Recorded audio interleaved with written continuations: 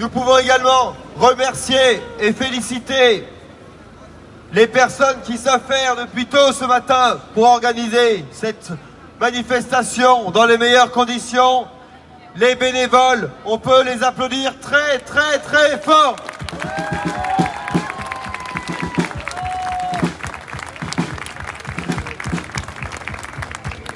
Bravo aux bénévoles.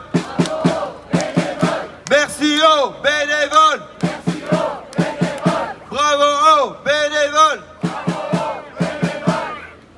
Et nous allons commencer les prises de parole par la personne qui est l'organisatrice de la manifestation parisienne, le référent des Patriotes d'Île-de-France et référent de Paris également, Dominique Bourse-Provence. Bravo à tous, vous êtes mobilisés et vous avez raison, car vous sentez que les moments que nous vivons sont particuliers. Bravo d'être venus en masse, bravo à vous, applaudissez-vous, bravo, bravo à vous. Nous allons commencer par, traditionnellement, le rituel du drapeau. Allons enfants.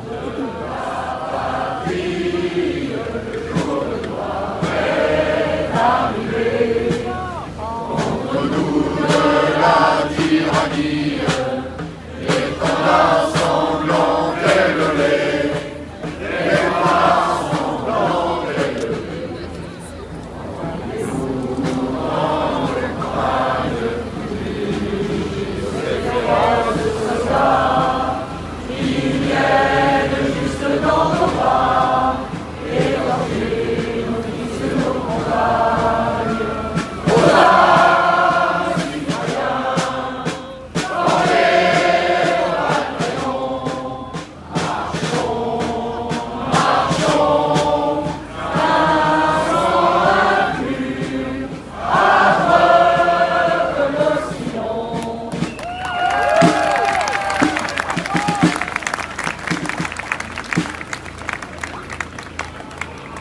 Bravo à vous, bravo. Alors pour commencer, je voulais vous parler d'une militante des Patriotes, quelqu'un qui était toujours présent à toutes les manifestations, que vous avez sûrement rencontré, dont le visage ne vous est pas inconnu. Il s'agit de Marie-Thérèse.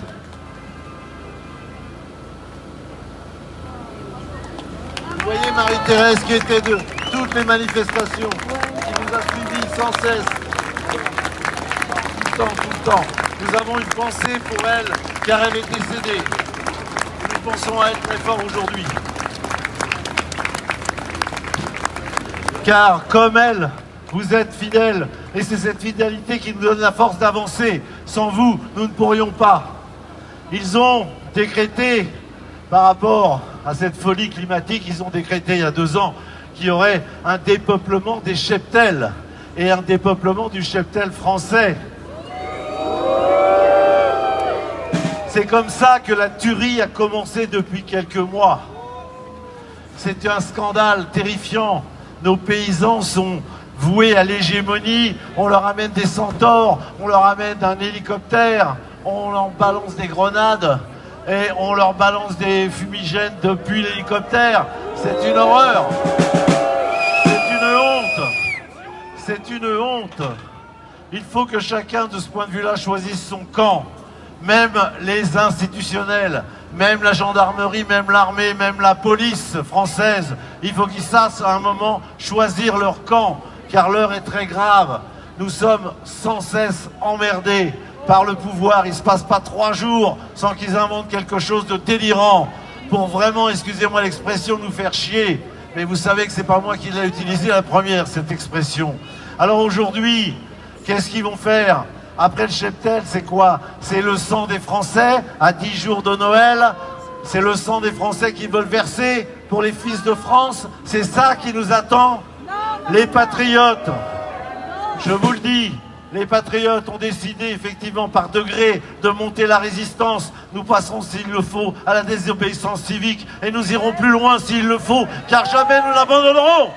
Bravo!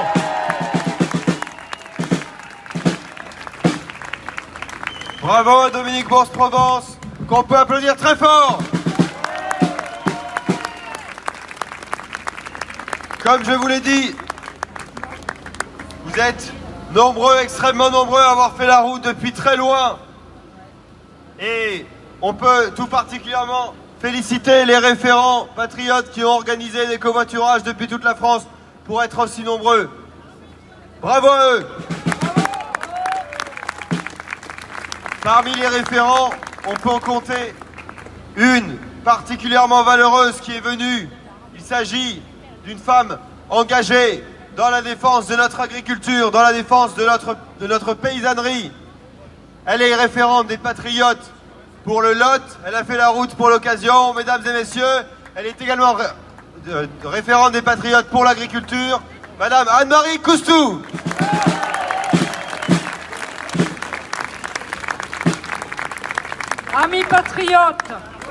Amis patriotes, nous sommes tous malheureux, nous sommes tous furieux de ce qui s'est passé hier dans le Gers. Mais vous savez, nos paysans, ça fait la guerre, ça fait longtemps qu'ils la subissent. Nos paysans, ça fait des décennies qu'ils la subissent. L'Union européenne, à travers ces traités de libre-échange, qui leur met une concurrence déloyale, qui fait effondrer les prix, alors qu'ils travaillent 50 heures par semaine, et même pour les éleveurs 70 heures par semaine, leurs produits leur sont achetés une misère, parce qu'il y a la concurrence de tous ces produits de l'étranger. Donc on leur mène une guerre qui ne dit pas son nom. C'est une guerre larvée, certes, mais c'est une guerre quand même. Et jusqu'à présent, ils ont accepté leur sort, ils ont courbé le front. Sauf que là, maintenant, ben, l'heure devient très grave. Et ils ont compris qu'on leur faisait la guerre pour de bon. Parce que, bon, bien sûr, ils voyaient bien que des satellites passent 3 fois par semaine pour surveiller leur travail. Ils voyaient très bien qu'on leur mettait tout un tas de réglementations pour entraver leur travail et pour leur faire perdre du temps. Et qu'il fallait qu'ils payent des comptables et toutes sortes de gens pour faire le travail qu'on leur impose. Et donc, du coup, ils ne voyaient pas très bien. Ils ne voyaient pas très bien que l'Union européenne leur faisait la guerre. Et notre gouvernement, qui est bien entendu, qui obéit servilement à l'Union européenne. Donc on disait, oui, ce sont des surtranspositions au niveau français, c'est le gouvernement. Oui, bien sûr, c'est le gouvernement. Mais le gouvernement, c'est un gouvernement euro-mondialiste. C'est un gouvernement qui obéit à l'Union européenne. Les ordres viennent de Bruxelles. Ils viennent de Bruxelles. Et là, Bruxelles a décidé que nous devions supprimer entre 25% du cheptel bovin laitier. 25%! Un quart du cheptel bovin laitier et 33% du cheptel bovin de viande. Et là maintenant, avec cette guerre déclarée, eh bien les paysans, ils ont compris que ce qu'on voulait, c'était les faire disparaître. Les paysans, ils voient bien que ce n'est pas Poutine qui a donné les ordres pour leur envoyer toute cette armada de gendarmes et de CRS. Ils voient bien que ce ne sont pas les Russes qui sont venus pour massacrer leur bétail. Ouais. Bravo! Bravo! Ils ont assiégé la ferme et ils leur ont fait la guerre avec des armes de guerre. Les centaures, ce sont des armes de guerre. Et je voudrais vraiment rendre hommage à ces 9 CRS qui ont tombé le casque. Bravo!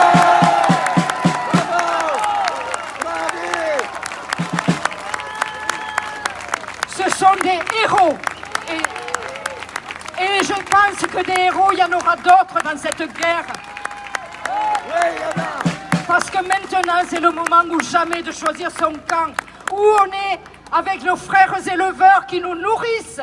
Où on est dans l'autre camp, ceux qui veulent détruire notre souveraineté alimentaire. Parce que c'est de ça qu'il est question. Nous enlever notre souveraineté alimentaire. Il en va de l'avenir de notre agriculture, de nos enfants, de nos petits-enfants. Et donc, la guerre, on nous l'a déclarée. Et bien voilà, par tous les moyens non violents que nous avons à notre disposition, nous devons nous défendre. Nous devons défendre nos agriculteurs, être auprès d'eux. Et maintenant, eh bien, tous les patriotes vont être mobilisés pour défendre nos éleveurs. Voilà. Tous avec nos éleveurs, Tous avec nos éleveurs, tous avec nos paysans, tous avec nos paysans, tous avec nos éleveurs, tous avec nos éleveurs, tous avec nos paysans. tous avec nos paysans. Allez, vive la paix. Et pour avoir la paix, il va falloir se débarrasser de ce gouvernement qui veut notre mort et la mort de notre agriculture. Il va falloir sortir de l'Union européenne. Voilà, et donc vive la France libre et vive les patriotes. Bravo à Anne-Marie Coustou, bravo à tous les paysans en lutte.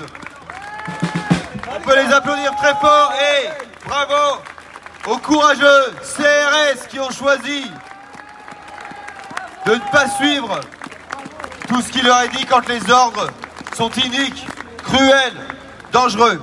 Nous avons avec nous, parmi nous, un homme courageux qui se défend pour faire triompher la vérité, qui se bat depuis des années, depuis ces années de montée en avant totalitaire qu'on a eu à partir des confinements, des passes sanitaires et de tout cela.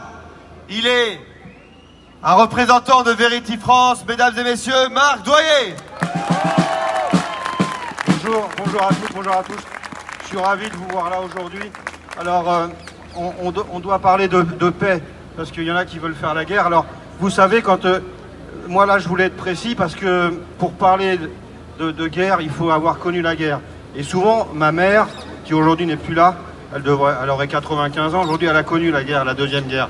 Et elle me disait souvent, tu verras mon fils, grâce à l'Europe, toi tu connaîtras la paix. Elle s'est trompée. Mais en fait, elle ne s'est pas trompée parce que c'était la belle idée de l'Europe. Sauf que ceux qui sont aujourd'hui dans les différents pays européens, ils ont sali cette belle idée.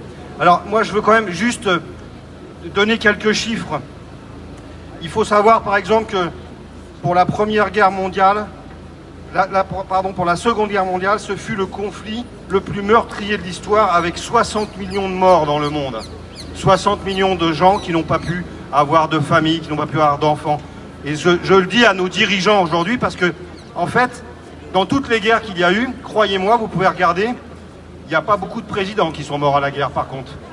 Ils sont tous morts de vieillesse ou planqués dans leurs abris. Par contre, ça ne les gêne pas d'envoyer vos enfants, nos frères, à la guerre. Il faut savoir qu'en France, par exemple, la première guerre, il y a eu 1 million de soldats français. Est-ce qu'aujourd'hui, nous sommes prêts à sacrifier 1 million de Français? Non! Pour la folie d'un homme qui a peur d'un homme comme moi, Marc Doyer, qui soi-disant lui a fait des menaces de mort et qui n'en avait pas, et qui m'a privé de certains de mes droits. Parce qu'en fait, nous avons aujourd'hui à la tête de ce pays, et je m'adresse aux policiers, parce qu'ils vous envoient faire des choses complètement incroyables, inhumaines, honteuses, comme il a fait hier avec les agriculteurs. Mais en fait, Emmanuel Macron est un trouillard. Parce que s'il a peur de quelqu'un comme moi, qui cherche juste à savoir pourquoi mon fils, un jour, m'a réveillé en me disant « Papa, maman, c'est fini. Je souhaite ça à personne. » Et là, je redis aujourd'hui à Emmanuel Macron que face à lui, il aura des hommes, des vrais, parce que quand je vous vois, et des femmes aussi, des hommes et des femmes courageuses, parce qu'en France, il y a des hommes et des femmes courageuses, comme il y a des paysans courageux qui ne méritent pas qu'on abatte leurs troupeaux, parce que c'est le travail de toute une vie. C'est la sélection d'hommes, de femmes qui aiment leurs animaux et qui les élèvent, qui les font se reproduire.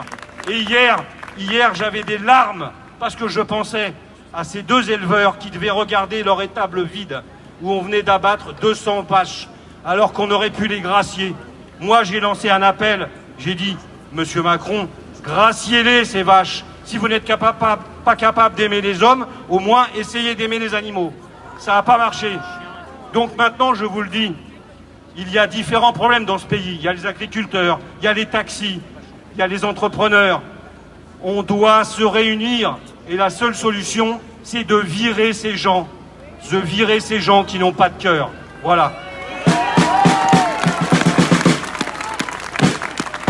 Merci à Marc Doyer qu'on peut applaudir très fort. Nous accueillons maintenant un homme courageux. C'est la première fois qu'il est parmi nous en manifestation au micro. Mesdames et messieurs, Alexis, cofondateur de Divergence Politique. Bonjour à tous. Florian, merci. Les patriotes, merci. Je suis très fier aujourd'hui d'être parmi vous. En ce samedi de décembre, on est un petit peu avant Noël, vous auriez pu rester chez vous, tranquillement avec vos enfants, vos petits-enfants. Mais non, vous êtes venus nombreux. Vous êtes venus nombreux pour assumer vos convictions. Et je tiens à vous dire bravo à tous. Applaudissements. Au 19e siècle, il y avait un conte qui a dit « Le pouvoir ne se donne pas, il se prend ». Il se prend parce qu'ils ne vont rien vous donner. On a demandé la démission de Macron pendant 2 heures aujourd'hui. Il ne démissionnera jamais. Jamais. Donc la seule solution, c'est de gagner les élections, d'accéder au Frexit en prenant le pouvoir par les élections. Et pour ça, il n'y a qu'une seule solution, mes amis. Si comme moi, c'est la première fois que vous venez, si comme moi, vous venez seul aujourd'hui, et bien la prochaine fois, venons à deux. Parlons avec nos amis, parlons avec nos collègues, parlons avec notre famille, pour qu'on soit encore plus nombreux la prochaine fois, autour de Florian, autour des patriotes. Merci, merci à vous. Merci Alexis, qu'on peut applaudir très fort, cofondateur de Divergence Politique. Nous avons maintenant quelqu'un parmi nous que vous connaissez bien. Il s'agit de, mesdames et messieurs, Charbel, que vous pouvez applaudir très fort. Fondateur des Frères Dissidents. Mesdames et messieurs, bonjour. Françaises, Français, bonjour.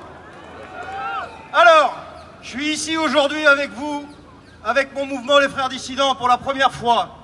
Alors, ce qu'il faut savoir, c'est que parmi nous, il y a des anciens militaires, des anciens légionnaires. Je vous demande de leur faire une ovation, s'il vous plaît. Ces gens-là ont tout donné pour notre pays. Ces gens-là ne sont pas des lâches. Vous allez voir pourquoi je vous dis ça après. Alors, je le dis avec fierté ici, je suis debout devant vous, les amis, et on va être lucide, déterminé. On va refuser cette guerre. On va refuser la soumission. On va défendre notre pays, la France. Alors, aujourd'hui, si on est là, c'est parce que la France est entraînée dans une guerre. Une guerre par un seul homme. Un seul homme qui est ni plus ni moins, comme l'a dit Marc Doyer, un lâche. Parce que tout ce qui caractérise ce monsieur, c'est le manque de conviction, la lâcheté et la trahison envers le peuple français et la France. Et cet homme s'appelle Emmanuel Macron, et c'est son projet, comme il le dit. Ce type qui se prend pour un chef de guerre et qui, en même temps, pendant les Gilets jaunes, était prêt à fuir, pendant que le peuple lui demandait juste de meilleures conditions de vie. Il faut arrêter de tourner autour du pot, les amis. Le seul et l'unique responsable, c'est lui et personne d'autre. Il faut arrêter de demander des démissions, il faut arrêter de demander des dissolutions. Un seul mot, la destitution, en vertu de l'article 68 de la Constitution. Emmanuel Macron n'a plus de légitimité, n'a plus de majorité populaire, rien que dalle. Il a perdu les élections, il a perdu le pays et maintenant, il cherche une guerre pour exister. Un président qui n'a plus de peuple cherche toujours un ennemi extérieur. Il est à la tête d'une caste politique minoritaire dans le pays. Ils n'ont pas de majorité, ces gens-là. Et ils imposent leur diktat à 68 millions de Français. Et qu'ils les mettent en plus dans un danger existentiel permanent.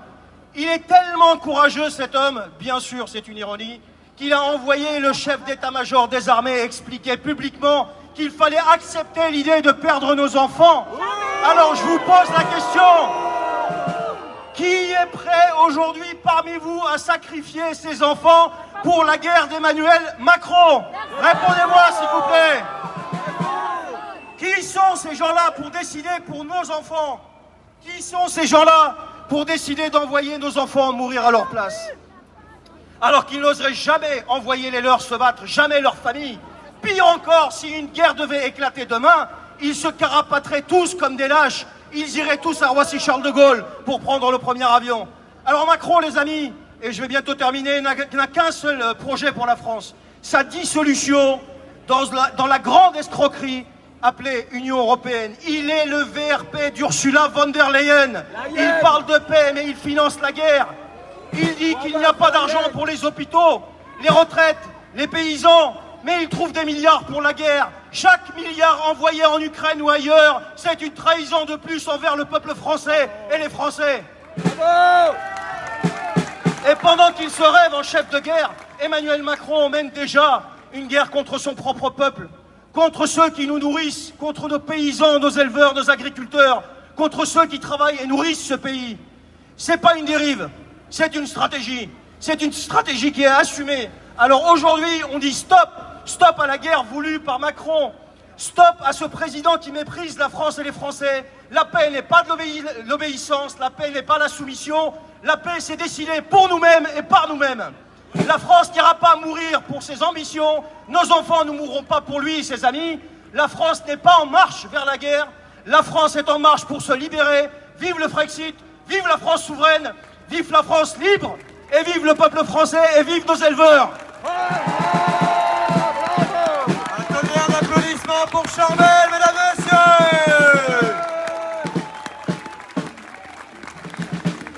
Cofondateur, mesdames et messieurs, nous avons parmi nous un paysan engagé qui se bat jour après jour pour défendre notre agriculture. Il est d'ailleurs affublé d'un très beau bonnet qui est devenu l'un des symboles de la liberté, le bonnet jaune de la coordination rurale. Mesdames et messieurs, Alexandre Pat. Merci beaucoup mes amis, merci beaucoup. Merci de me recevoir encore une fois ici. Ça fait quelque temps que je n'avais pas pu venir. Eh bien écoutez, d'abord, je vais adresser un message, pas personnel, mais à tous mes amis paysans. Mes paysans qui sont de la coordination rurale, qui sont syndiqués ou même autres. Il faut absolument qu'on se retrouve. Il faut qu'on se retrouve ici, aux Patriotes, parce que je le prône à chaque manifestation.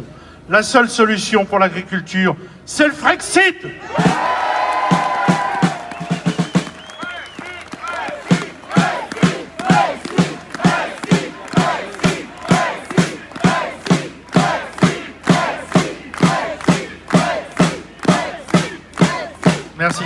Merci. Oui, donc, le monde paysan est en train de mourir. Plus ça va, plus ça s'accélère. C'est pas à cause de la météo, c'est pas à cause de notre travail, mais à cause des décisions politiques. Partout dans le monde, cette année, on a eu une récolte exceptionnelle. On pourrait avoir des prix si on était souverain chez nous. Un exemple, le blé dur, cette année, on a du blé dur de très très bonne qualité. On est autonome en blé dur. Eh bien non, il faut qu'on fasse venir du blé dur du Canada. Par paquebot complet, c'est inadmissible. En plus de ça, les prix sont cassés. C'est plus possible. En plus de ça, comme vous le savez, il y a l'Ukraine. L'Ukraine avec les accords. L'Ukraine qui fait venir du blé, du sucre, du miel et tout un tas, des œufs, des poulets. Et je ne vous parle pas de la qualité de tout ça. Tout ça, c'est absolument scandaleux. Et pendant ce temps-là, la France perd ses marchés, les marchés du Maghreb. Et oui, qu'est-ce qu'il a fait Macron? Il a été donné, enfin, parler du Sahara occidental, dire que c'était pour le Maroc. Résultat des courses, on a perdu 50% de nos exportations sur le Maghreb. Aujourd'hui, nous vendons du blé à 140 €. 140 € la tonne, ça ne vous dit pas grand-chose, mais c'est 60 € en dessous de notre coût de production. Et encore, on n'arrive pas à le vendre. Notre coopérative, qui est pas loin de chez nous, a fait l'Assemblée Générale il y a 8 jours. 4,5 milliards de chiffre d'affaires. Ils ont perdu 700 millions d'euros cette année. Pour vous dire comment tout va bien. Les pommes de terre, oui, je suis producteur de pommes de terre, comme vous le savez, je vous en parle tous les ans. Eh bien, les pommes de terre, suivant les variétés, aujourd'hui, on a des variétés Écoutez bien, elles partent de chez nous à 1,5 centime le kilo. Notre coût de revient est de 15 centimes, pardon. Voilà où on en est au niveau des productions. Alors, et comme si cela ne suffisait pas, il y a toutes les normes européennes. Et oui, ils nous ont collé une nouvelle taxe, là. La taxe carbone sur les engrais. Mais pas que sur les engrais, sur l'acier et sur le pétrole. Vous avez vu, au mois de janvier, on nous a annoncé une hausse de 6 à 10 centimes le litre d'essence. Eh bien, pour nous, les engrais azotés vont augmenter de 40 à 80 euros. Ils ne savent pas encore parce que c'est une machine tellement complexe qu'ils ne sont même pas capables de nous sortir des prix. En attendant, on est coincé. En plus de ça, ils n'ont pas trouvé mieux de faire un embargo avec la Russie. Ben, forcément, en guerre contre la Russie, on sait bien que demain, ils vont être à Paris. Donc, ils ont fait un embargo. Résultat des courses, ça va nous coûter encore 80 à 100 euros de plus. Aujourd'hui, l'azote, on l'a payé 200 et quelques euros, on va la payer 350, 400. Quand on en aura, parce qu'à l'heure actuelle, il n'y a même plus de marché, il n'y a plus de camelotes qui arrivent en France. C'est une catastrophe aussi. Pendant ce temps-là, il y a des milliers de bateaux qui traversent les océans chaque jour pour nous livrer ce qu'on n'arrive pas à produire en France. On devrait pouvoir le produire. Si on prend par exemple le soja, on est tout à fait capable de produire du soja. Mais non, il faut qu'on l'importe obligatoirement des États-Unis, du Canada, du Brésil, alors que c'est des colzas qui sont OGM, et nous, on n'a pas le droit de les cultiver. Voilà le résultat de cette Europe technocratique et liberticide. Mais le plus grave, mes amis l'ont évoqué tout à l'heure, c'est la dermatose modulaire. C'est une maladie connue, qui est non mortelle pour l'homme, non transmissible pour l'homme. Et pourtant, au lieu de mettre en quarantaine, comme ça se faisait dans le temps, le gouvernement abat les troupeaux entiers. Une bête malade, on tue tout le troupeau. Vendredi, c'est une folie, c'est un crime économique, c'est un crime agricole. Aujourd'hui, notre élevage représente en bovin entre 16 et 17 millions de bétail, de têtes. Il parle d'en supprimer 10%. Ça fait plus d'1,5 million de bêtes. Aujourd'hui, on en est à peu près à 1000 abattus. Vous voyez un peu le carnage que c'est. Je ne vous parle pas des tonnes de viande qui sont gaspillées, alors qu'il y a des gens, des bons Français en France, qui meurent de faim et qui n'ont pas assez à manger.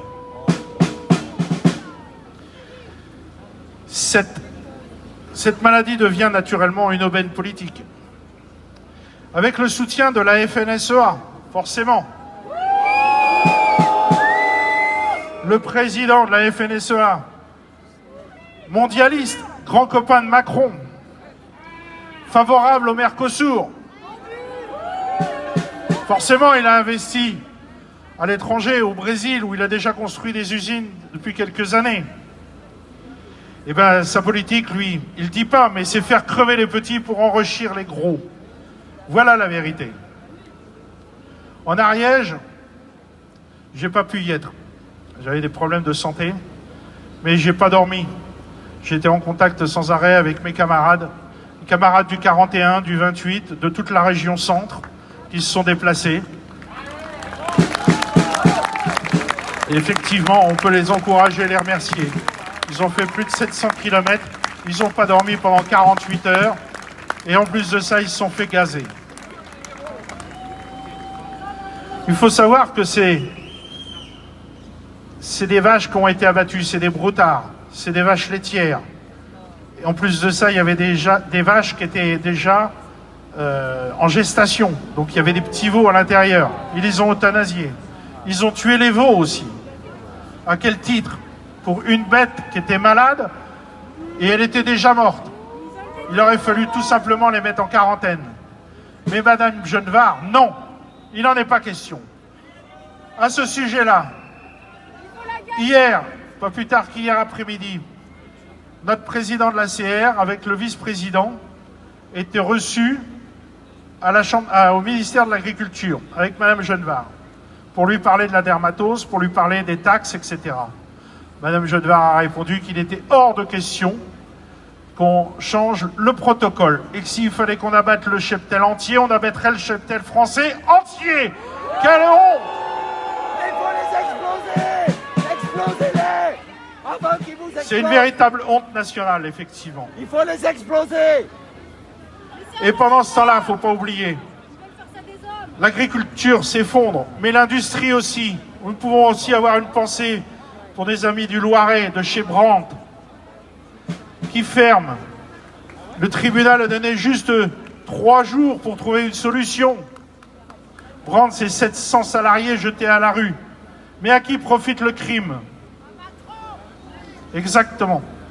Il faut aller le chercher. Ce qui se passe aujourd'hui, ce n'est pas une crise. C'est une guerre contre notre souveraineté. À vendredi, la ligne rouge a été franchie. Le monde paysan ne se taira pas. Le monde paysan ne reculera pas. La bataille sera longue. Peuple français, réveillez-vous. Macron, démission. Le gouvernement dehors. Tous ces technocrates qui font des publicités, des lois, dehors. On n'en veut plus. Les ministres responsables, dehors. Il est temps de reprendre notre destin en main, de regagner notre souveraineté, de sortir de cette Europe qui détruit nos pays, notre industrie et notre nation. Vive la France, vive la liberté, vive nos paysans et vive le Frexit!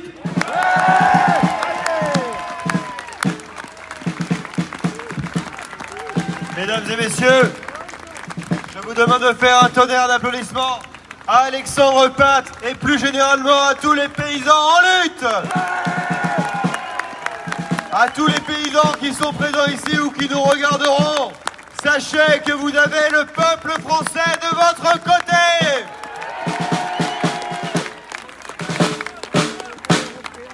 Mesdames et messieurs, nous accueillons maintenant un résistant de la première heure. Je vous demande d'applaudir Sylvain. Les amis, suivez-vous les aventures de notre agent très spécial. Il ne veut plus s'occuper de politique nationale.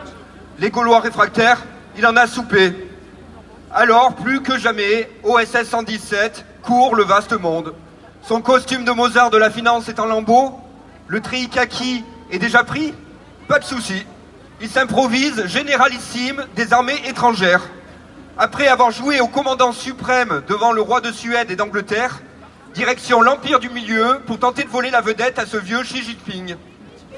En pleine forme, Macron de la Batte nous déroule ses classiques. Salut aux foules imaginaires, sprint de gosse pour semer la sécurité, poignée de main aux figurants. Là-bas, le parti unique fait applaudir sur commande. Ici, il se prend des baffes. Mais le pastiche ne fait pas beaucoup rire, car cette fuite en avant est un écran de fumée, sanguinaire. Il faut à tout prix cacher le bilan. La ruine de la France et les milliards volatilisés par Bruno Le Maire. Ces pillards agitent l'apocalypse pour ne pas payer l'addition de leur propre faillite. Derrière le comique malgré lui, c'est le délire du petit Napoléon. L'obsession d'un agent vendu qui veut sa guerre pour sauver sa peau. Et s'il était seul, de Barrault à Vautrin, de Starmer à Merz, de Calas à Ursula, l'UE est devenu un concours d'agents du système en roue libre. L'hystérie totale, négationnisme, effondrement russe annoncé chaque mardi, les assauts à coups de pelle et à dos de chameau, les missiles bricolés avec des lave-linges, l'ingérence des punaises de lit, chaque jour une nouvelle connerie. Une troupe de fous furieux a pris les rênes. C'est le grand retour des années 30, des affairistes sans honneur, des fausses oppositions, des généraux pistonnés réclamant leur sacrifice, une commandature bruxelloise qui contrôle tout, soutenue par une presse à faire pâlir d'envie la propagande chinoise. Une troupe de fous furieux a pris les rênes. Face à leur folie, nous avons un devoir, pas seulement manifester, mais apprendre à dire non. Dire non à la peur, dire non à leur narratif, non à leur raquette. Être aligné, être souverain, c'est refuser d'être complice. Si nous reprenons notre souveraineté ici et maintenant, alors leur guerre ne sera même plus un sujet, ils seront perdus.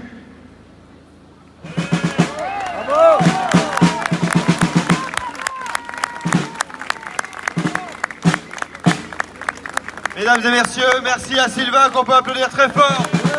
Nous allons maintenant écouter un homme courageux, spécialiste de relations internationales d'Europe orientale et d'ex-espace soviétique. Il est secrétaire général du Cercle Aristote, Monsieur Romain Bessonnet. Ouais! Mes chers camarades, bonjour. Alors, Général Mandon, chef d'état-major de nos armées.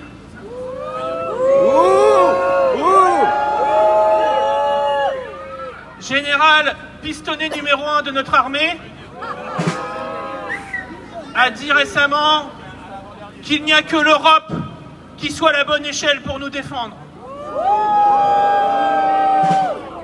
L'Europe de R. Mandon est une Europe qui va faire un coup d'État contre les États membres en appliquant un article, l'article 122 du traité, qui permet de passer à la majorité qualifiée, c'est-à-dire sans droit de veto des États sur une affaire diplomatique alors que c'est notre souveraineté fondamentale. Est-ce qu'il faut laisser faire ça? Nous devons lutter contre le coup d'État des bureaucrates bruxellois qui essayent de vous convaincre que vous êtes Européens, alors qu'il faut se convaincre tous que je ne suis pas Européen. Vous n'êtes pas Européens. Il n'y a pas d'Européens dans les granges de nos fermes où des fermiers se suicident à cause de la politique agricole commune de Bruxelles. Il n'y a pas d'Européens dans les usines françaises fermées pour être délocalisées en Pologne, en Allemagne ou en République tchèque. Il n'y a pas d'Européens chez nos fils que l'on veut envoyer mourir pour un drapeau qui n'est pas le leur. Bravo! Bravo!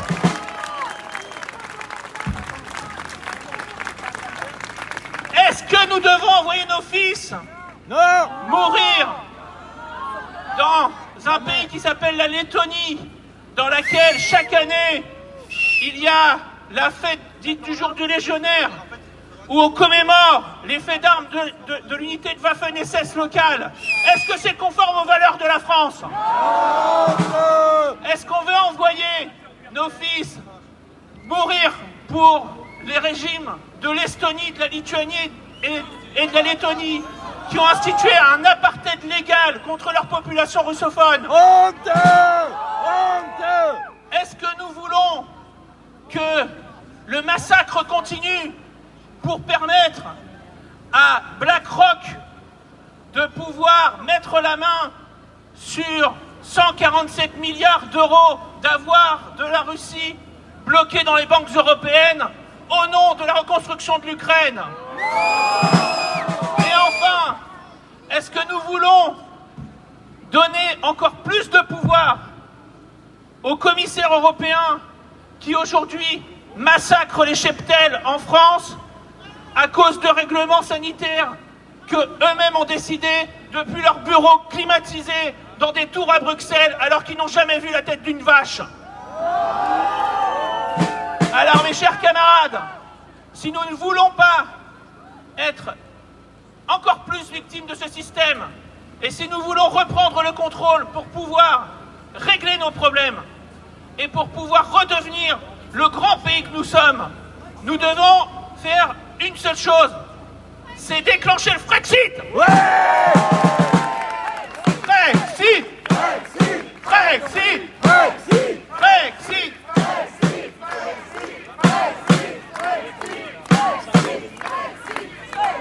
Et enfin, le Frexit, il est nécessaire pour qu'on évite de prendre de l'argent dans notre poche pour le donner à des bureaucrates qui massacrent nos agriculteurs, réduisent à la misère nos salariés et veulent envoyer nos enfants faire la guerre en Ukraine. Mes chers camarades, vive la France et vive le Frexit! Merci à Romain Bessonnet, secrétaire général du Cercle Aristote, qu'on peut applaudir très fort.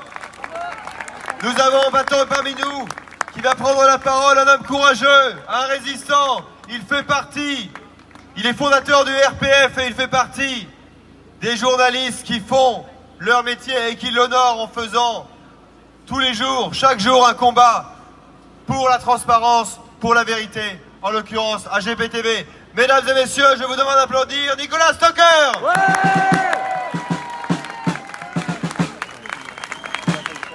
Bonjour à tous. Je pense que nous sommes tous des gens courageux.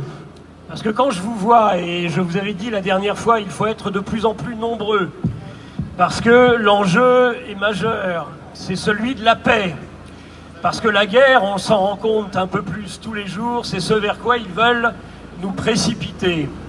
Alors, une manifestation pour la paix. Moi, si j'avais un vœu, et je n'en ai qu'un, ce soir, c'est déjà qu'ils nous foutent la paix. Mais bon Dieu, mais qu'ils nous foutent la paix. Il n'est pas un jour où ils ne cherchent pas à nous emmerder. Il voulait emmerder les non-vaccinés.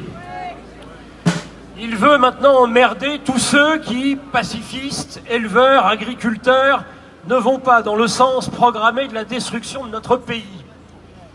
Moi, j'ai envie de dire que si aujourd'hui nous sommes 2000, 3000, et c'est déjà beaucoup mieux et beaucoup plus que la fois précédente, pour que nous soyons beaucoup plus nombreux la prochaine fois, il faut faire prendre conscience à tous nos compatriotes, à tous nos concitoyens, quelque chose qu'ils ont du mal à se mettre, je pense, dans la tête, c'est-à-dire que nous avons affaire à des gens, ceux qui nous dirigent, qui ne nous veulent aucun bien. Mais ça, tant qu'on ne l'aura pas compris, nous l'avons compris, mais la plupart d'entre nous, de Français, n'ont pas encore saisi. Et nous en avons au moins pris conscience depuis 2020. Lorsque Macron dit « nous sommes en guerre », c'est évidemment contre nous qu'ils font la guerre. Et ça, j'aimerais que tout le monde le comprenne, parce que c'est contre-intuitif, parce qu'on ne s'imagine pas que ceux qui nous dirigent, eh bien, ont comme seule et unique ambition de nous nuire, de nous emmerder et de ne surtout pas nous foutre la paix.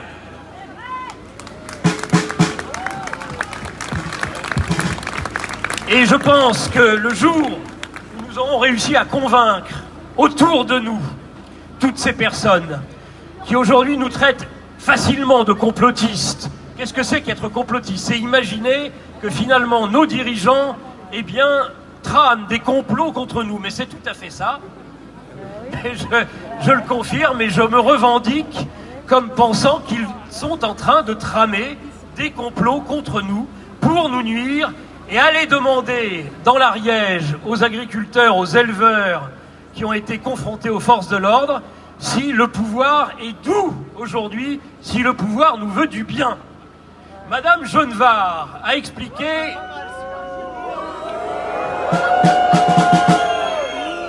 Madame Genevard, que j'appelle la belle de Morteau, la magnifique belle de Morteau, qui d'ailleurs ne va pas sur place, elle ne voudrait pas crotter ses beaux escarpins. Eh bien, cette belle de Morteau explique qu'il n'y aura pas un agriculteur qui sera laissé seul sur le bord de la route. Ça, on veut bien le croire. C'est-à-dire qu'en effet, chaque agriculteur a eu le droit à se faire gazer, à se faire matraquer, à se faire eh bien, agresser par des forces de l'ordre. Et ça, si ça ne convainc pas chacun d'entre nous, quand on pense que des images montrent qu'ils ont été jusqu'à envoyer des gaz lacrymogènes d'un hélicoptère, si ça, il n'y a pas une rage profonde, parce que nous leur échappons, parce que les agriculteurs échappent totalement au pouvoir aujourd'hui, et ils ne le supportent pas, parce que nous sommes leur chose, parce que nous sommes leur objet. Comme tout pervers, ils considèrent que nous leur appartenons. Et nous avons juste envie de leur dire, mais foutez-nous la paix. Et ce sera cette paix-là qu'on les laisse avec leur guerre, qu'ils fassent la guerre que M. Mandon, le colonel Soja, qui a pris 5 étoiles en quelques mois, en quelques années, en 5 ans, eh bien qu'ils aillent sur le front faire la guerre. Mais nous les encourageons à y aller. Surtout qu'ils ne se gênent pas pour nous. Qu'ils déclarent la guerre, mais qu'ils la fassent. mais qu'il la fasse seul. Et nous, on va regarder, on va se mettre en première loge, on va bien rire, je pense. Voilà, je pense, c'était le seul, j'ai un vœu, qu'il nous foute la paix, et j'ai une volonté, et je crois réellement que nous tous, nous devrions maintenant prendre notre bâton de pèlerin et aller convaincre tous ceux qui sont autour de nous de cette évidence qui pour nous est une évidence, mais qui ne l'est pas pour la grande majorité des Français, c'est-à-dire que nous avons affaire à des criminels.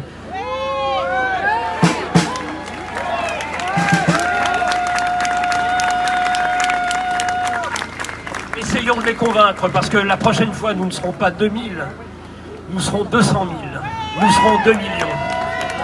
Quand ils vont prendre conscience de cela. Merci à tous. Merci à Nicolas Stocker, de GPTV, fondateur du RPF. Nous avons maintenant la chance de compter parmi nous un homme courageux, un résistant, président de Solidarité et Progrès. Il a été candidat à l'élection présidentielle.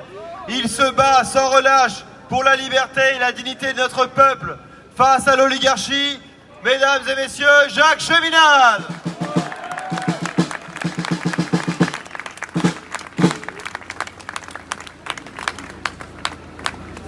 Nous devons nous préparer à une guerre d'une ampleur comparable à celle qu'ont connue nos grands-parents ou nos arrière-grands-parents.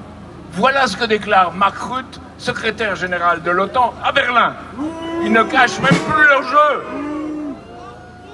Et voilà Fabien Mandon, bien entendu, animé par Emmanuel Macron, qui dit la même chose en France. Eh bien, nous devons dire non, il faut répondre au cri du peuple qui ne veut plus de ces gens-là. Nous devons faire en sorte qu'ils partent et qu'ils se taisent. Aussi, il faut répondre au cri du peuple en sortant de l'OTAN et en y sortant tout de suite. Et en demandant sa dissolution, parce qu'elle n'a plus lieu d'être.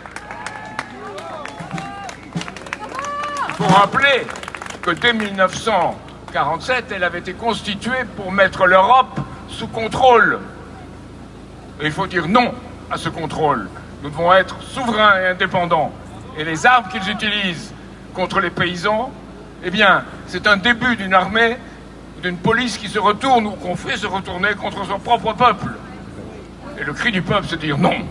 Sortons de l'OTAN et sortons aussi de ce qui est le support de l'OTAN, c'est-à-dire tous les milieux financiers dans l'Union européenne, dans l'entourage de Trump, et pas Trump lui-même, hein, l'entourage de Trump, et évidemment de l'euro. Il faut sortir de ce corset qui est fait pour nous tuer, pour nous serrer, pour nous tuer, comme un garrot de l'Inquisition. Nous devons dire non et nous battre. Enfin, je dirais que dans ces conditions, nous ne devons pas sauter dans le vide non plus. Nous devons trouver des alliés, et il y en a. Et les peuples du monde sont prêts à se révolter comme nous le sommes. Ils défendent leur propre souveraineté. Et nous devons les allier à tous ceux qui, depuis l'Amérique jusqu'à la Chine, défendent leur souveraineté et refuser toute guerre. Et c'est là que nous pourrons réunir des milliers et des milliers de personnes autour de nous. Nous pourrons les avoir, comme il a été dit tout à l'heure. Nous pourrons être des centaines de milliers. Et évidemment, pour répondre au cri du peuple, il faut que nous organisions les gens, chacun autour de nous, pour qu'ils viennent. Pour répondre au cri du peuple, il faut qu'ils comprennent la gravité de la situation. Qu'ils comprennent, mais il faut leur expliquer jusqu'où elle peut aller. Et ils ne veulent pas le croire, parce que les gens sont orientés pour le bien et ne voient pas que la mort anime nos ennemis. Alors, il faut se ressaisir, il faut que la France retrouve sa place dans le monde et que les Français aient au nouveau l'espérance. C'est notre combat, c'est notre bataille. Il faut répondre du prix du peuple parce que nous sommes le peuple. Merci. Bravo!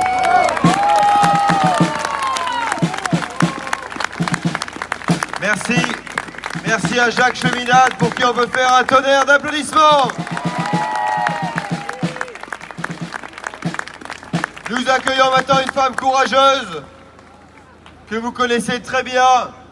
Elle fait partie, elle aussi, des journalistes qui sont malheureusement trop peu nombreux en France à faire leur métier correctement, à faire triompher, à défendre la liberté, défendre la transparence et à défendre tout simplement le droit d'informer Mesdames et messieurs, un tonnerre d'applaudissements pour Myriam Paloma.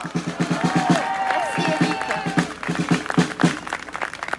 Alors Emmanuel Macron nous a dit nous sommes en guerre.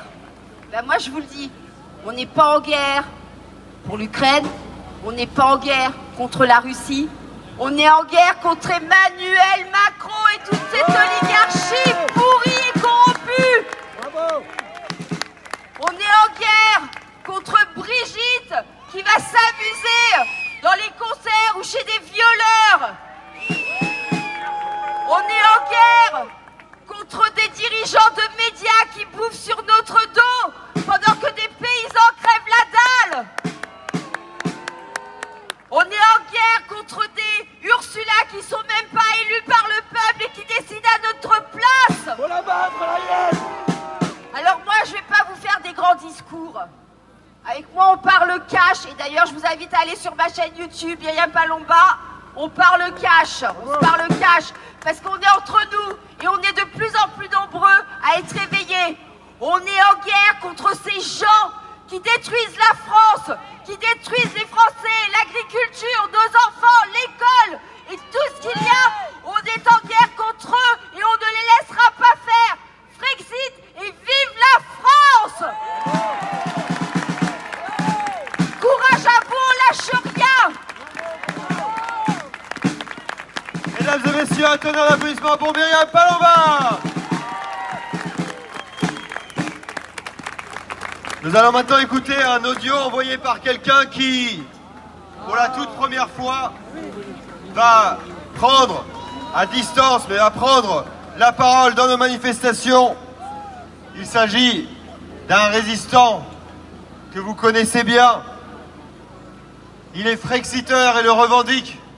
Il est pour la liberté de la France, pour qu'elle sorte de l'Union européenne. Il a eu une vie à défendre la France et il continue à le faire de plus en plus fort, de plus en plus droit. Mesdames et messieurs, Philippe de Villiers. Ouais. Je voudrais t'adresser à tous les manifestants, cher Florian, plus fort et remet à zéro, pour les féliciter, leur dire qu'ils sont courageux et qu'ils sont dans le vrai. C'est la vérité du courage français. Et je voudrais dire ceci. Premièrement, cette guerre n'est pas notre guerre. La guerre en Ukraine n'est pas la guerre de la France. Parce que l'Ukraine n'est pas dans l'Union européenne. Et qu'il s'agit d'une guerre fratricide, d'une guerre de famille, d'une guerre entre deux peuples slaves. Une guerre compliquée parce que entre l'Ukraine et la Russie, comme le disait Alexandre Solzhenitsyn, c'est une relation de famille depuis le baptême de Chersonèse, de Vladimir, le premier tsar, et le baptême du peuple russe à Kiev. Entre la Russie et l'Ukraine, il y a une relation très ancienne qui dure depuis 9 siècles. Et donc, ça les regarde, ça ne nous regarde pas. Et il y a une notion qui a été définie par Grotius et qui vient de la chrétienté originelle. On ne fait la guerre que quand elle est juste et on ne fait la guerre que quand on est en légitime défense. Donc cette guerre n'a rien à voir avec nous, nous n'avons rien à voir avec cette guerre. Et puis la deuxième chose, c'est que la Russie n'est pas notre ennemi. La Russie n'est pas notre ennemi, elle est à 2500 km, elle n'a pas l'intention de faire la guerre à la France. Je le répète, moi qui suis une famille de soldats, on ne fait pas la guerre à la légère. La France s'honorerait de retrouver la fibre de son histoire. Et la fibre de l'histoire de la France, c'est la puissance d'équilibre. La France est une puissance d'équilibre. La France est une puissance de contrepoids. La France a toujours été du côté des faibles pour éviter que la force ne l'emporte dans le monde. Et il devrait y avoir un geste de la France, un geste de paix. Il faut qu'on oblige nos politiciens qui sont tous unanimes derrière cette guerre du général Mandon qui veut exposer nos enfants et les sacrifier. Il faut les obliger à faire de la France ce qu'elle n'a jamais cessé d'être dans son histoire quand elle était grande, une puissance de paix. paix. La conférence de Paris mettra fin à ce conflit absurde. Il n'est pas normal qu'on laisse les Américains traiter avec les Russes sans que nous, on puisse intervenir. Voilà ce que je voulais vous dire. Il faut faire pression par votre présence nombreuse sur nos gouvernants pour qu'on sorte de cet engrenage absurde. La France est une puissance de paix. La France ne veut pas la guerre. La France défend la France et personne d'autre. On défend nos intérêts vitaux. Point final. Nous sommes Français de France. Eh bien, merci beaucoup. C'est bon, Bruno? Ah, mesdames et messieurs, on peut faire un tonnerre d'applaudissements à Philippe de Villiers.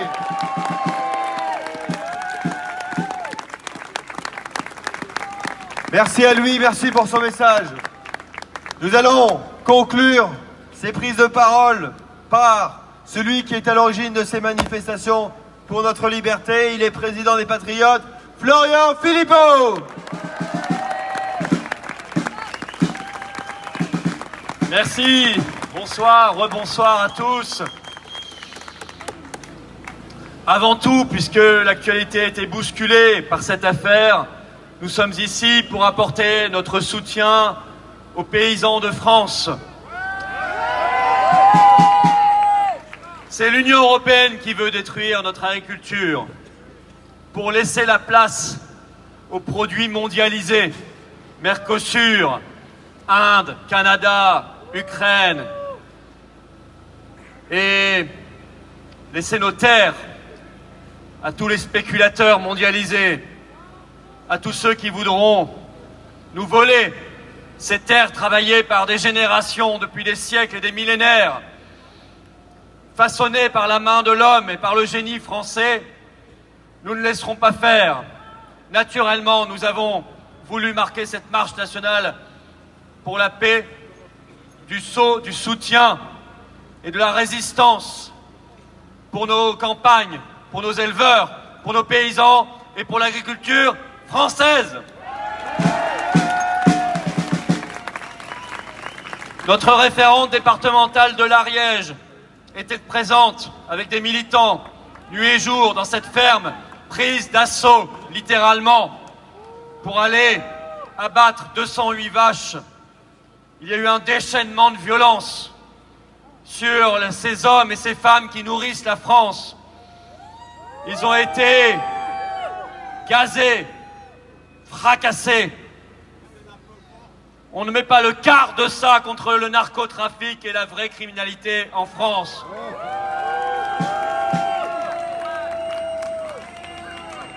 On transforme des CRS ou des gendarmes mobiles en robots, en Robocop, en bêtes, alors qu'à la base, ils ne se sont pas engagés pour cela. Mais 9 CRS ont tombé le casque pour fraterniser avec les manifestants. Ils sont l'honneur de la police française. Des héros. Nul doute qu'ils seront pourchassés par la Macronie. Nous les soutenons et nous les soutiendrons, car ce sont des héros et ce sont des préfigurateurs. La lutte n'en est qu'à ses débuts. Je vous appelle tous, jeudi prochain, 18 décembre, à monter à Bruxelles pour la grande manif contre l'Union européenne.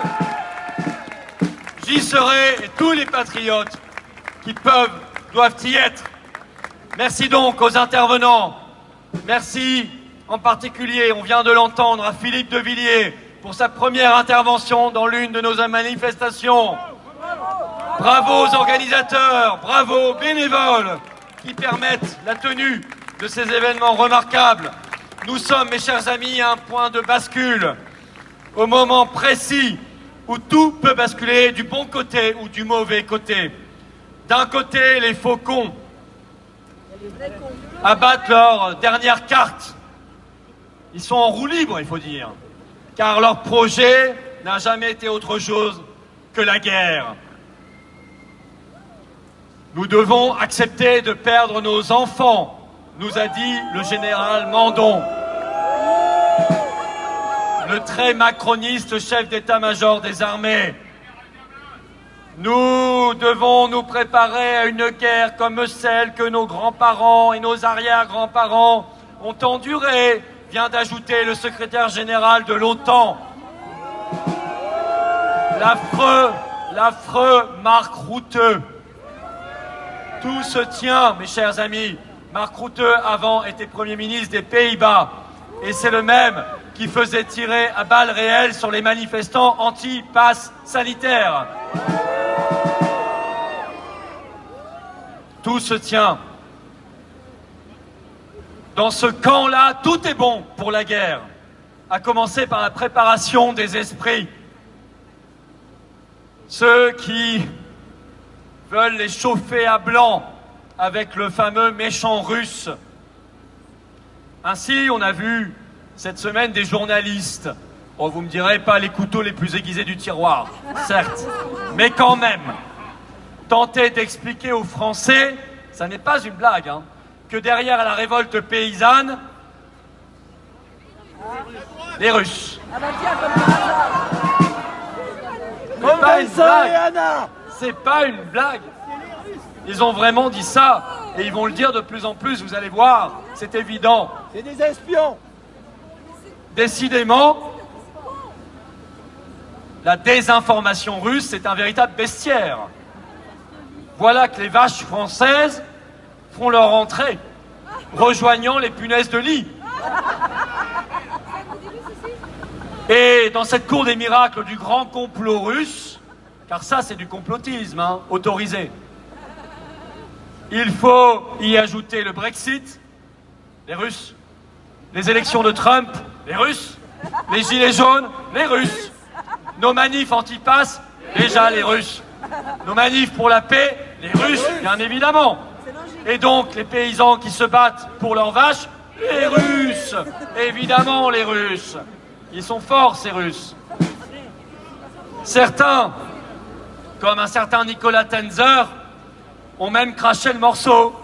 Je le cite, « Une négociation de paix n'est pas souhaitable, sous quelque forme que ce soit. Ce qu'il faut, c'est une intervention armée. » Vas-y mon grand, vas-y, et envoie tes enfants et tes petits-enfants, si tu veux vraiment y aller, car ce qu'il dit là, ça s'appelle la Troisième Guerre mondiale, qui sera cette fois thermonucléaire. C'est à minima 1 demi-milliard de morts, et peut-être bien davantage. C'est ce qu'ils veulent. Dans ce camp paranoïaque et fou, bien sûr Emmanuel Macron, qui suit son propre agenda, censurer la liberté d'expression et aller à la guerre. Et ça va ensemble. Avec cet espoir évidemment caressé d'enjamber l'élection présidentielle de 2027 qui normalement lui est interdite par la Constitution. Ils sont aussi rejoints bien sûr dans ce camp par l'Union européenne. Et ils ne se cachent plus d'ailleurs. Entendez Kaja Kallas, cette Kallas qui chante la guerre, matin, midi et soir. Écoutez Ursula von der Leyen, écoutez Merz, Macron, Tusk. Ils parlent de guerre sans arrêt.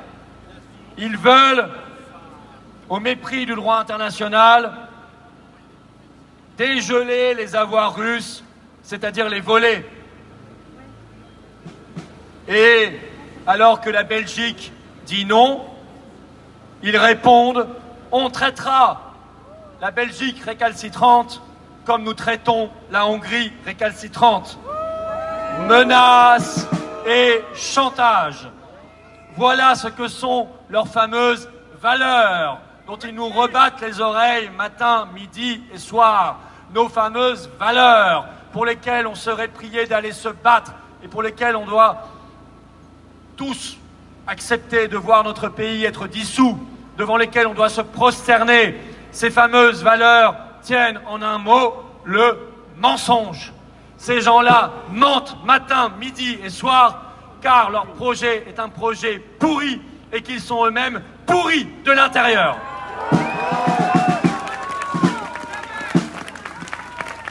Évidemment, l'Union européenne veut son armée. Elle a donc besoin d'un ennemi fantasmé et d'une guerre pour cela. En fait, l'Union européenne se comporte comme une petite frappe. Vous savez, qui cherche la bagarre, là, qui provoque. Mais vous savez comment finissent les petites frappes? Un chaos et on n'en parle plus. Ce chaos, mes chers amis, qui la mettra chaos debout, ce sera le réveil des peuples. Ici, en France, en Italie, en Allemagne, en Belgique, en Pologne, partout, les peuples qui disent stop. Ce chaos, ce sera notre départ. Ce sera, mes chers amis, patriotes, résistants, notre Frexit libérateur et salvateur. C'est ce Frexit qui sonnera la victoire de la France libre et de la paix. Frexit, Frexit, Frexit, Frexit. Alors, dans ce camp, l'OTAN n'est pas mieux placée.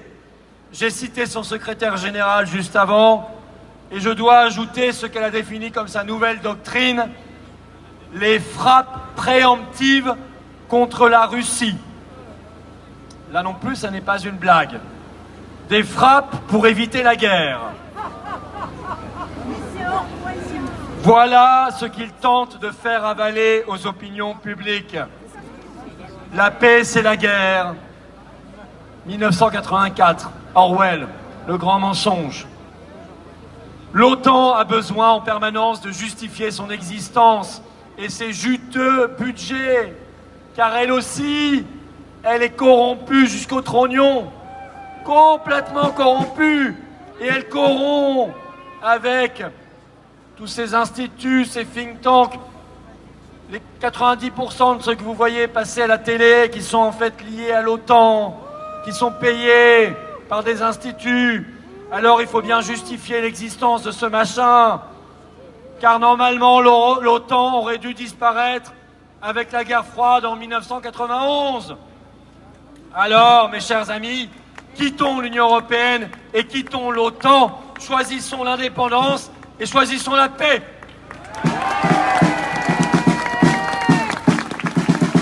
Mais face à ce camp des fous, la paix, justement, nous tend la main. Trump ne ménage pas ses efforts ces derniers temps. Il est manifestement très déterminé. Et il a bien compris les travers européistes, cette volonté malsaine de guerre. Alors il traite les européistes par le mépris et par la force. Et il a raison. En réalité, ne prenons pas ombrage de cela. Ces gens-là ne nous représentent pas. Je n'ai jamais considéré que quand Macron était humilié, c'était la France qui l'était. Car Macron, ça n'est pas la France. Car Macron n'aime pas la France. Car Macron, c'est l'inverse de la France, évidemment. Et plus on méprise l'Union européenne, alors je considère que plus on aime la France. Plus on aime les nations et les peuples libres. Je vois et vous voyez cette volonté de paix, ce dialogue recousu, et c'est heureux, avec la Russie. Et hier, Zelensky a concédé qu'il faudrait sans doute, sûrement, organiser des référendums dans les régions du Donbass.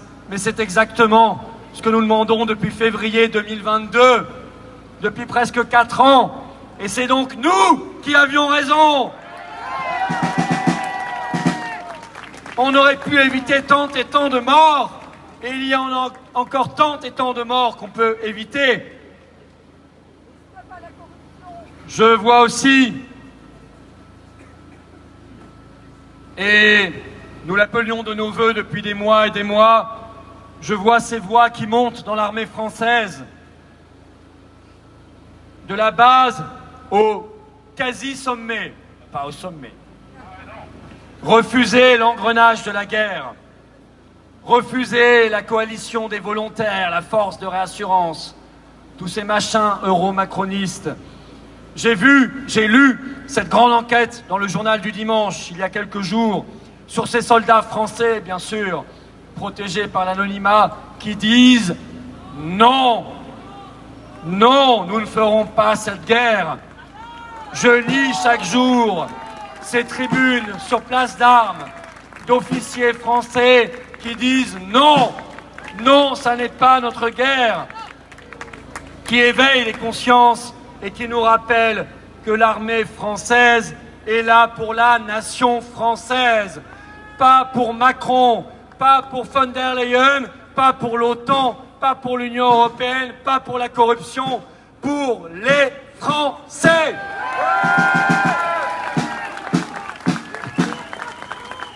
Gloire à ceux-là, de plus en plus nombreux, qui disent non. Ce sont ces noms qui ont toujours fait la grandeur à travers l'histoire de notre pays. Non à leur folie, non à cette guerre, à cette ruine, non à ces projets fous. Il n'y aura jamais, jamais d'armée européenne. L'armée française restera française. Notre dissuasion nucléaire française restera française. Notre drapeau, c'est le drapeau français. Et non, Général Richoux, un de ces généraux de plateau télé, qui a osé déclarer cette semaine « Nous devons choisir, dit-il, entre nos vieilles nations et l'efficacité ». Quelle honte pour un général de l'armée française de parler ainsi de son pays et de sa nation. Sait-il seulement quel drapeau il porte? Justement, nos nations, nos vieilles et belles nations, nos grandes nations, c'est l'efficacité, c'est notre force, c'est même notre trésor. Et nous le défendrons jusqu'au bout. Nous sommes à ce moment de bascule. Nous sommes là, vous êtes là, les patriotes, les résistants sont là, de plus en plus nombreux. Nous irons jusqu'au bout. Nous nous battons pour ces exigences. Plus un euro, plus une arme, évidemment pas un soldat français en Ukraine.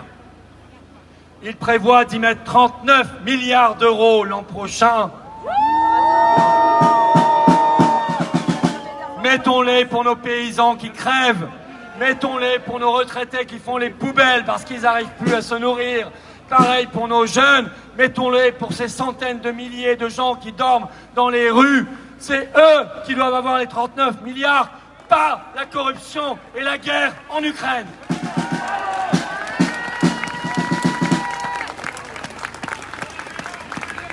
Nous n'accepterons pas de perdre nos enfants pour l'Ukraine.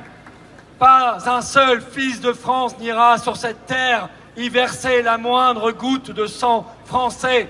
Non, non et non. Non, nous ne participerons pas jamais et nous refusons de nous préparer à une guerre comme celle qu'ont endurée nos grands-parents et nos arrière-grands-parents. On n'est pas du bétail, on n'est pas ces vaches qu'ils envoient à l'abattoir. Car la concordance est là, remarquez les symboles. Au moment où ils envoient les vaches françaises à l'abattoir, ils veulent envoyer les Français à l'abattoir de la guerre. Et derrière, les mêmes fous, les mêmes européistes, les mêmes mondialistes. Non, non, non, nous sommes un grand peuple qui a compris le monde du XXIe siècle. Un monde de nouvelles puissances, le monde des BRICS, un monde rééquilibré. Et avec notre formidable outre-mer, magnifique, nos compatriotes fabuleux d'outre-mer que nous saluons sur tous les océans, sur toutes les mers. Nous avons une force et nous avons bien l'intention de discuter sereinement, paisiblement, comme des adultes, avec ce nouveau monde qui n'est pas notre ennemi. Nous ne sommes pas des paranoïaques ici. Ce ne sont pas nos ennemis. Ce sont des peuples avec lesquels nous devons tisser les liens les plus fructueux de coopération et d'amitié et de dialogue. Voilà notre vision. Elle est très éloignée de leur troisième guerre mondiale thermonucléaire.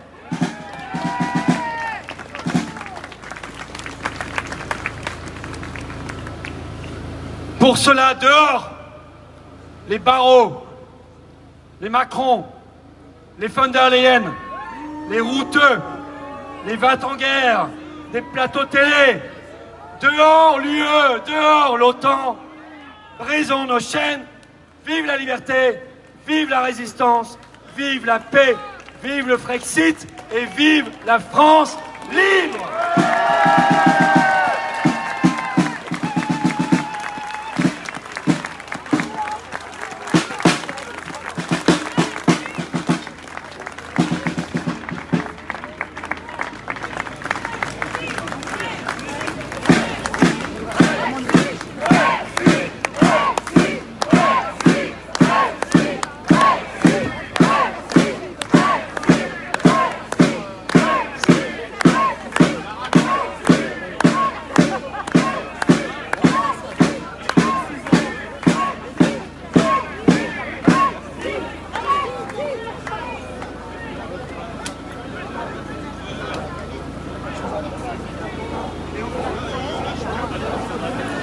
Thierry ?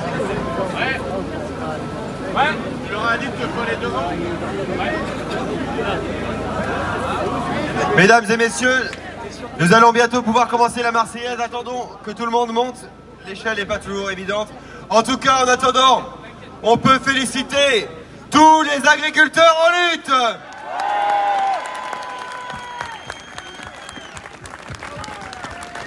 On peut féliciter les bénévoles et tous les organisateurs de manifestations. On peut féliciter bien sûr tous ceux qui se battent pour la paix, qui ne se taisent pas, puisque le jour, si un jour tout le monde se taisait, eh bien là ils auraient gagné.